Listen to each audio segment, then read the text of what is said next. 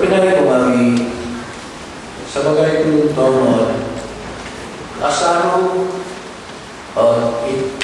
pangalaman ko na nung napamanan ko kadang-kadang mahalin ang kamayan ang kabulas ko na iri ang iri hingga kasimanon hingga nilululuho ko suwayan. Nung tumilabos na ko rin ka kapinay ko kami may layo na po nga hingga na diyo tujuan hindi ko po siya hindi po magunan. Apasan ko. Hingga naliti. Pagawin ko ito kung masinyampay at iwanan ako ngayon. Mandan pa di kapatayo. Huwag mong tulun kami galing dito, pinay ko namin. Hingga naging katubayan ko, kapamanahan, hindi katubayan ko. Tiap-tiap minggu tumanong ko pag-isambayang sabab undang-undang na gereja kaliwakon. Sabab angatan ako na tinawakon ay hari ito ba na may nasambayang siya ba? Nahingga ito pulimanan ko. Iri-iri. Sumuang ako'y panambayangan, muli ako, iri-iri. Ano naging kabaros doon? Hingga, ito na may sambayang. Itu hingga isuayan. May kasabayan, ako may sambayan, iri. Jadi kebinaan ko namin may lain naging may sambayan. Hingga naging kamayan na may sambayan. Hingga naging kamayan na sumambayan. At kebinaan ko namin, nagabay no, papasaraw ko Tuhan, tayo ako. Tatapot na pagkapiyo, hindi na pagkapasyan ako, nagyampay ni Tuhan, na perlu ketiwara pengalaman. Perlu ketiwara atau perimanan toko Tuhan toko na nyampai toko o manutan toko o manahak toko di kinaras. Isomi iti kapasyon walaupun do kumukay ngalitan kiwara ko ngayon. Kami titidalanan ketumbayan toko sebelum itu do kumucabaran na kiwara ko ngayon. Awi apasa.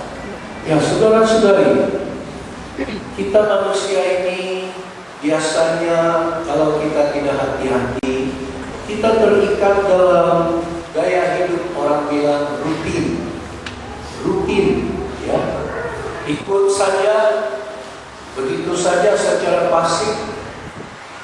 Ya, tiap-tiap hari kita bangun pagi-pagi, mungkin kita bertanya, kenapa saya masih hidup?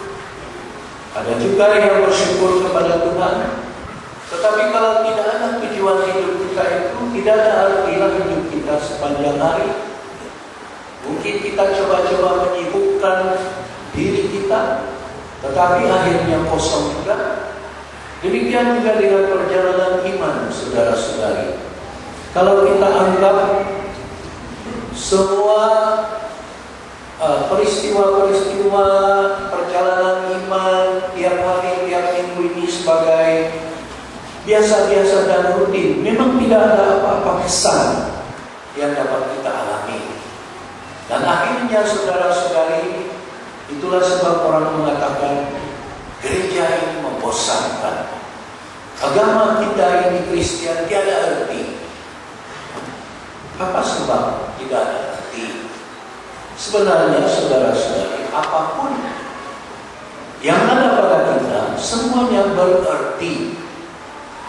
Karena Tuhan dengan rahmat-Nya, dengan belas kasihan-Nya, dengan cinta kasih-Nya sudah mempersiapkan semuanya untuk kita. Mana boleh tidak ada arti? Mana boleh membosankan? Yang membuat kita merasa tidak ada arti, gereja itu, iman itu, Kristiani itu, adalah diri kita sendiri, sikap kita.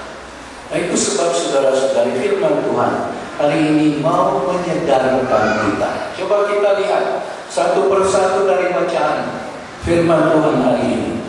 Bacaan pertama dari Nabi Yesaya. Dia seorang nabi yang melayani di rumah ibadat. di mana di rumah ibadat itu penuh dengan upacara. Seperti juga yang kita lakukan tiap hari Minggu. Tetapi pada suatu ketika, Nabi Yesaya melihat Tuhan, dia nampak Tuhan. Dan apabila dia mengalami itu, dia merasa benar-benar tidak layak. Karena dia tahu dia itu seorang pendosa. Dia tidak layak. Tetapi dia kata, apa macam saya sudah melihat Tuhan, saya sudah mengalami kehadiran Tuhan.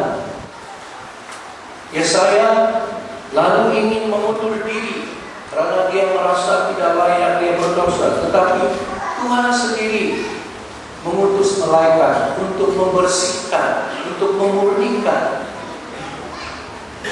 Yesaya. Sehingga dalam pengalaman itu, apabila Tuhan mengatakan, siapakah yang boleh saya utus? Maka Yesaya secara rela mengatakan, aku ini Tuhan, ini aku, utuslah aku. Begitu rela. Yesaya itu dia menjadi rela, dia mau diutus oleh Tuhan, mau melayani Tuhan, karena dia sudah punya pengalaman kehadiran Tuhan. Walaupun dia berdosa, dia rela. Demikian saudara-saudari dengan kita juga. Apa yang merelakan kita mau melayani Tuhan? Apa yang merelakan kita dan membuat kita berani, membuat kita bersemangat berkorban diri